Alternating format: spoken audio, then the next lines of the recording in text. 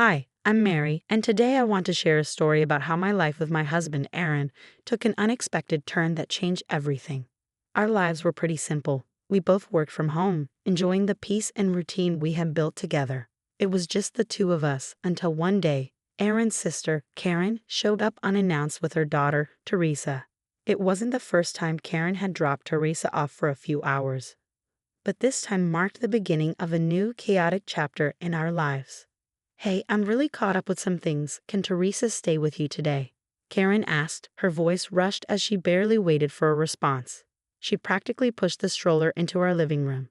At first, it was just a few hours here and there, and we didn't mind. Teresa was a delight, her laughter filling our home with a warmth we hadn't realized was missing. But soon, Karen's visits became more frequent, and her stays longer, often without any prior notice. One evening, as Aaron and I were in the middle of a project deadline, Karen called. "I need to leave Teresa with you for a couple of days. I'm heading out of town for an emergency," she said, sounding desperate. "But Karen, we have a huge presentation tomorrow. We really can't." I started to protest, but she had already hung up. An hour later, Teresa was on our doorstep, sleeping peacefully in her carrier, unaware of the inconvenience her mother had just created. As days turned into weeks, Aaron's patience began to wear thin. "We can't keep adjusting our lives like this. It's not fair to us or to Teresa," he vented one night as we tried to rework our schedules yet again to accommodate another one of Karen's last-minute drop-offs. I know. Let's sit down with Karen this weekend and set some hard rules. She needs to understand that we have our own lives," I suggested, hoping we could bring some order to the chaos. That weekend, we sat down with Karen over coffee, trying to express our concerns. "We love Teresa, you know that, but we need more predictability. We can't keep functioning this way," Aaron explained, trying to keep his tone neutral. "Yeah, sure, I get it. I'll try to give you more heads up next time," Karen replied nonchalantly, brushing off the seriousness of our request. Despite our conversation, nothing changed. Karen's promises to plan better were empty, and Teresa's surprise stays continued, straining not just our schedules but our marriage too. Every time Karen called, my heart sank, knowing the disruption each call brought with it. Our story was turning into a cycle of frustration and makeshift solutions as Aaron and I struggled to balance our unexpected role as part-time parents with our professional responsibilities. But through it all, our bond with Teresa only grew stronger. Her presence was a silver lining in the storm that had become our daily lives. As the weeks turned into months, I realized that despite the challenges, Teresa had become a part of our family in a way we never expected. But little did we know, the real storm was yet to come, one that would test us in ways we couldn't imagine. We were wrapping up at a conference when my phone exploded with notifications, frantic texts from our neighbor, and several missed calls from an unknown number.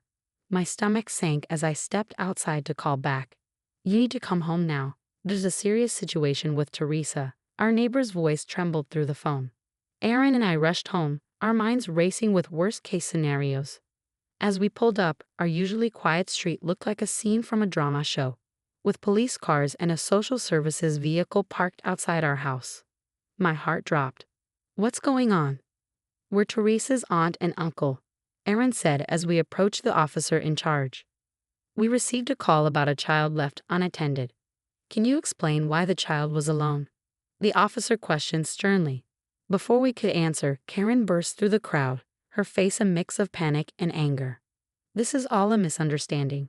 I just left her for a little bit. They're always home." "Karen, what were you thinking? We were at a conference. We told you," I said, trying to keep my voice steady despite the anger bubbling inside. The social worker stepped forward, her expression serious. "We need to sort this out properly. It's clear there's been neglect." "No, you don't understand. Teresa is not our child." "We didn't even know Karen was going to drop her off today," Aaron interjected, his voice firm. The social worker took notes while the police talked amongst themselves. Karen stood there, shifting from foot to foot, her usual defiance replaced with a nervous twitch. "Look, we take care of Teresa a lot, but there was no arrangement for today. Karen knows we have professional commitments," I explained, hoping to shed some light on the chaos. The officer nodded. "We'll need to verify all these details. For now, we need to ensure Teresa is safe." As they spoke, I couldn't help but I glanced over at Teresa, who was being held by another officer. Her small face was filled with confusion and fear, and my heart ached to see her like that, caught in the middle of an adult mess. After hours of discussions and calls, the immediate crisis was diffused. The officers and social worker eventually left, but not before making it clear that a follow-up visit was on the horizon. Karen apologized half-heartedly before leaving, but the damage was done. I can't believe she just left Teresa like that. What if something had happened? Aaron said, his face etched with worry after everyone had gone. We need to do something, Aaron. We can't let this happen again. Teresa could have been seriously hurt. I replied, my mind racing with the implications of the day's events. Yeah, we need legal advice. We have to protect Teresa, and frankly, ourselves too. This can't go on, Aaron agreed, his usual calm demeanor replaced by a resolve I hadn't seen before. As we settled back into the quiet of our home, the events of the day replayed in my mind. It was clear that our informal arrangement with Karen had to end. For Teresa's sake, and for our peace of mind, we needed a solid plan, one that would ensure her safety and our legal protection.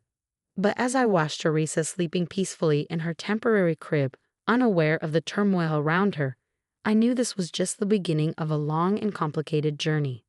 We need to talk about Teresa's future, Aaron said as we met with a family lawyer the following week. We're considering foster care or even adoption if that's what's best for her.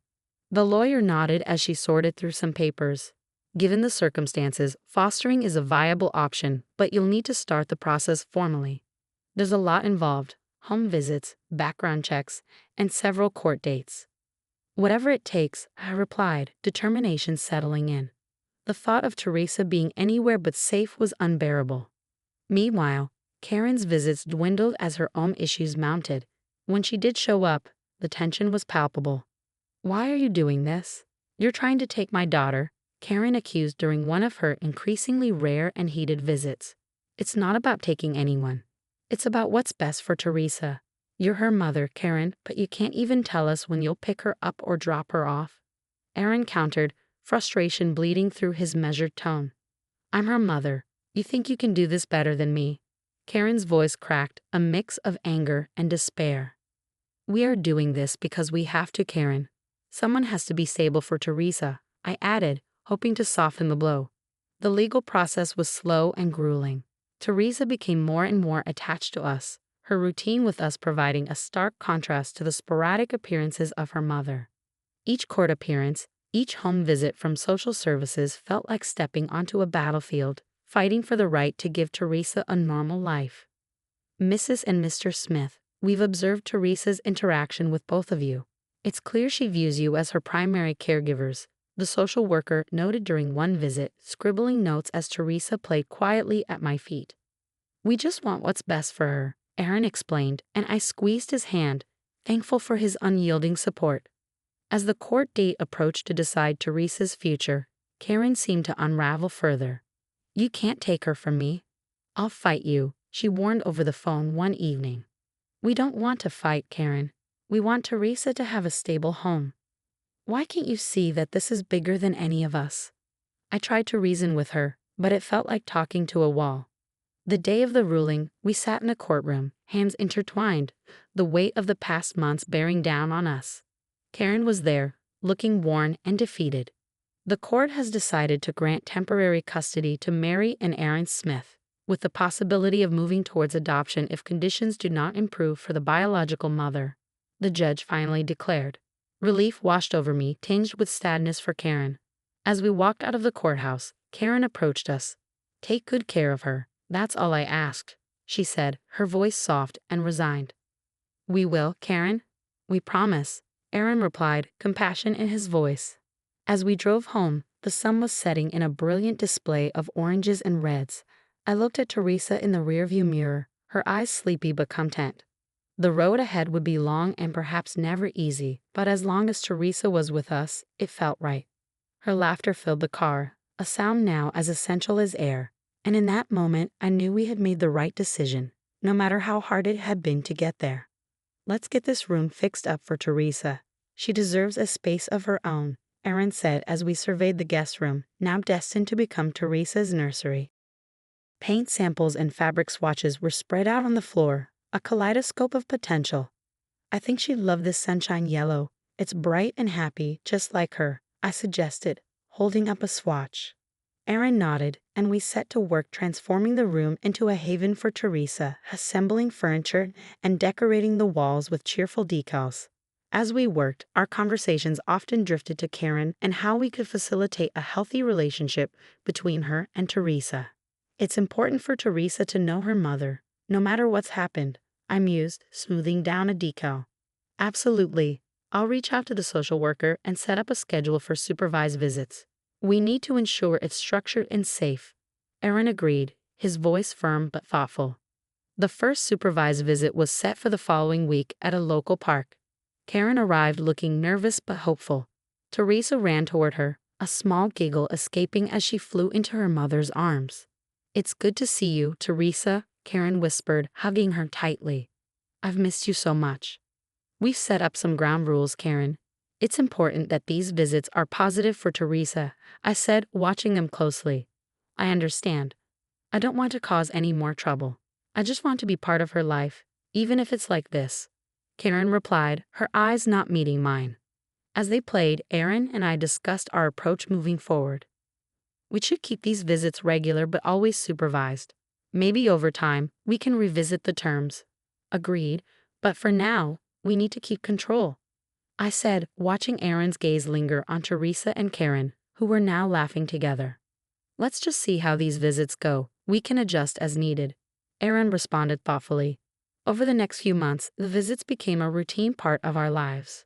Karen seemed to stabilize somewhat, her interactions with Teresa growing more natural, yet the shadow of past events lingered as a reminder of the boundaries we had set. During one visit, Karen appeared more upbeat than usual. "I've been taking some classes and I'm trying to get a better job. I want to be someone Teresa can be proud of," she shared during a quiet moment. "That's great to hear, Karen. It's good for Teresa to see you working to improve things," I acknowledged, feeling a cautious optimism. As the year progressed, Aaron and I revisited the arrangement. "Do you think we should start allowing Karen a little more leeway with the visits?" I asked one evening, considering Karen's progress. "Maybe," Aaron replied, always cautious. "Let's discuss it with a social worker and see what she thinks. Karen has been doing well, and it might be time to test slightly relaxed conditions." With each step, whether painting a nursery or navigating the complexities of supervised visits, Aaron and I found our rhythm in this new life. Despite the challenges, or perhaps because of them, our family felt stronger, more resilient. Teresa's laughter had become the heart of our home, and every decision, every effort was made to nurture that sound. As we moved forward, cautious yet hopeful, I knew that no matter the complexities of the past, our future was something we could shape into something beautiful, for Teresa and for us. "Can you believe how fast Teresa is growing up? She's reading already," Aaron marveled, watching Teresa curled up in a corner of her room, absorbed in a picture book. "It's amazing. She's like a little sponge, soaking up everything," I replied, my heart swelling with pride at her eagerness to learn. At one of our family barbecues, Karen arrived a bit early to help set up, a sign of how much she had changed over the years. "You know, Aaron, Mary, I can't thank you enough for what you've done for Teresa. Seeing her so happy and healthy, it means the world to me," Karen said, handing her a stack of plates to set on the table. "We're glad you're here too, Karen. It's been good for Teresa to have you in her life in a way that's healthy for everyone," Aaron said. "Hey Mom, look what I drew at school today." Teresa ran over, waving a colorful drawing of our family, including Karen. "That's beautiful, sweetie. You included everyone." I praised her, and she beamed with joy. "Yeah, I wanted it to have all the people I love," Teresa explained, pointing at each figure she had drawn. As the afternoon waned, Karen sat down next to me, watching Teresa play with her cousins. "She's really thriving with you. I've been going to therapy, really working on myself. It's not easy, but seeing Teresa like this helps a lot." "It sounds like you're really making progress, Karen. That's great to hear," I responded, genuinely happy for her efforts. "Yeah, I just wish I'd gotten help sooner, but I guess we all come to things in our own time," Karen reflected, her tone tinged with regret, but also hope. As Teresa's birthday approached, I felt a deep sense of fulfillment. Aaron and I had stepped into roles we never planned for, but now I couldn't imagine our lives any other way. We have formed a family, not just through blood, but through choice, love, and patience. Watching our little girl laugh, her life a tapestry of love and resilience, I knew we had done something truly wonderful. Now that our story has reached its conclusion, I have a thought-provoking question for you all. Do you think Karen should have been given a chance to be more involved in Teresa's life earlier, considering her efforts to improve herself? Or did Mary and Aaron make the right decision by waiting until she proved her stability? This touches on themes of redemption and trust, and I'm eager to hear your thoughts in the comments below. How would you balance the well-being of a child with the rights of a parent who is trying to turn their life around? If you enjoyed this story and the discussion it sparked, please don't forget to like this video and subscribe to the channel for more content like this. Your engagement helps us keep these stories coming.